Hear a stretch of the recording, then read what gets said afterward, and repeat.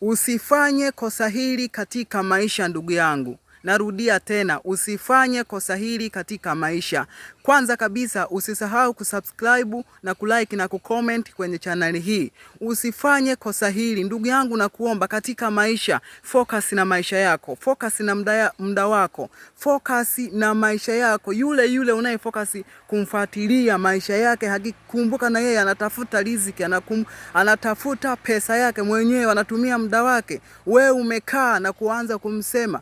Fuatilia maisha yako, hakikisha una focus na maisha yako. Usifocus na maisha ya mtu mwingine. Ukifocus na maisha ya mtu mwingine, unapoteza muda bure. Kumbuka yeye anatafuta hela. Mara huwa kanunua nini, mara huwa kafanya hivi. Focus na maisha yako. Usifocus na maisha ya mtu mwingine. Focus na maisha yako. Usifocus na maisha ya mtu mwingine. Unapoteza muda bure. Usisahau kusubscribe na kulike na kucomment kwenye channel hii. Asanteni sana. Focus na maisha yako ndugu yangu. Utapoteza muda bure.